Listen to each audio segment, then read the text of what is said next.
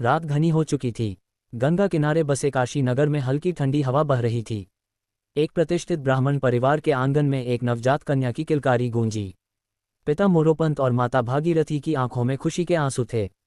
जन्म हुआ था मणिकर्णिका का, जो आगे चलकर इतिहास में रानी लक्ष्मीबाई के नाम से अमर होने वाली थी।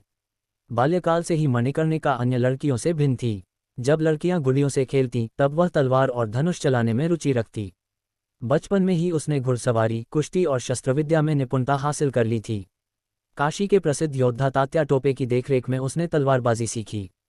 वह बिजली की गति से तलवार चलाती और उसकी घुड़सवारी ऐसी थी कि जैसे हवा से बातें कर रही हो। झांसी का सफर। 1851 में जब वह मात्र 16 वर्ष की थी, उसकी शादी झांसी के राजा गंगाधर राव से कर दी गई।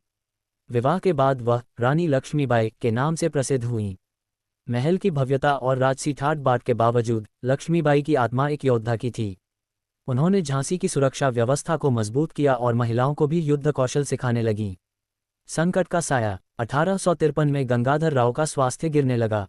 रानी को यह आभास हो गया था कि संकट आने वाला है। कुछ ही महीनों बाद राजा का देहांत हो गया।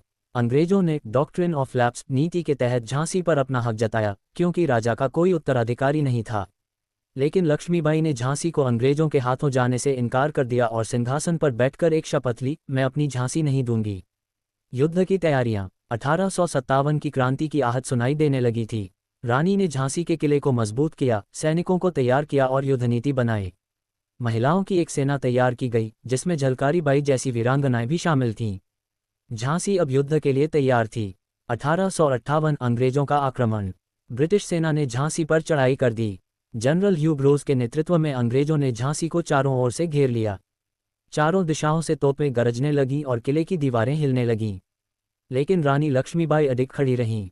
उन्होंने अपने सैनिकों को आदेश दिया, ये हमारी आखिरी लड़ाई नहीं बल्कि संघर्ष की शुरुआत है।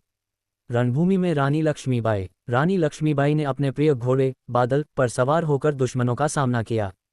उनकी तलवार बिजली की तरह चल रही थी।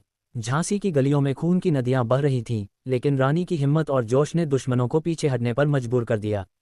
उनकी सेना में झलकारी बाई जैसी वीरांगनाएं थीं, जिन्होंने अपनी जान की परवाह किए बिना अंग्रेजों से लोहा लिया। झलकारी बाई ने रानी का रूप धारण कर दुश्मनों को धोखा दिया, जिससे रानी को सैन्य रणनीति बनाने का अवसर मिला। एक ओर जहां झलकारी बाई अंग्रेजों का ध्यान भटका रही थीं, वहीं दूसरी ओर रानी अपने सैनिकों के साथ युद्ध नीति तैयार कर रही थीं। झांसी का अंतिम संघर्ष। युद्ध कई दिनों तक चला। अंग्रेजों की तोपों ने किले की दीवारों में दरारें डाल दी, लेकिन झांसी के वीरों ने हार नहीं मानी। जब दुश्मनों ने किले में प्रवेश कर लिया तो रानी ने आखिरी दम तक युद्ध लड़ा। वह अपने घोड़े पर सवार होकर एक सदी के सबसे भयंकर युद्ध का नेतृत्व कर रही थीं। झांसी जल रही थी, लेकिन लक्ष्मीबाई के चेहरे पर डर का नामोनिशान नहीं था। आखिरकार जब किले की सुरक्षा पूरी तरह टूटने लगी तो अपने कुछ विश्वस्त सैनिकों के साथ उन्होंने कालपी की ओर जाने का निर्णय लिया। लेकिन जाते जाते उन्होंने अपनी अंतिम शपथ दोहराई, जब तक मेरे शरीर में प्राण है, मैं अपने भारत माता की रक्षा करूंगी। कालपी से ग्वालियर की ओर।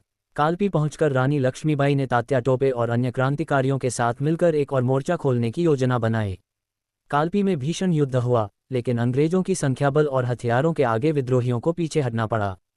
रानी ने हार नहीं मानी और अपने बचे हुए सैनिकों के साथ ग्वालियर की ओर प्रस्थान किया। ग्वालियर की लड़ाई। ग्वालियर पहुंचने के बाद रानी ने वहां के किले पर कब्जा कर लिया और मराठा सेनानियों को संगठित किया। अंग्रेजों ने ग्वालियर पर भी आक्रमण कर दिया। रानी ने अपनी अंतिम लड़ाई के लिए खुद को तैयार किया। रानी का अंतिम बलिदान। 17 जून 1858 को ग्वालियर के पास कोटा की सराय में निर्णायक युद्ध लड़ा गया। रानी लक्ष्मीबाई अपने घोड़े पर सवार होकर वीरता से लड़ीं। उनकी तलवार ने कई अंग्रेज सैनिकों को मौत के घाट उतार दिया, लेकिन अंततः अंग्रेजों की विशाल सेना के आगे वह गिर गईं। अपने घायल शरीर को बचाने के लिए रानी ने स्वयं को जलती हुई चिता पर समर्पित कर दिया ताकि अंग्रेज उनके शव को न पा सकें। एक अमर कथा। रानी लक्ष्मीबाई की वीरता और बलिदान ने भारत के स्वतंत्रता संग्राम को एक नई दिशा दी। वह केवल एक रानी नहीं बल्कि भारत की आत्मा बन गईं। उनकी कहानी आज भी हर भारतीय के दिल में जीवित है, एक ऐसी वीरांगना जिसने अपनी मातृभूमि की रक्षा के लिए अपना सर्वस्व न्योछावर कर दिया। समाप्त।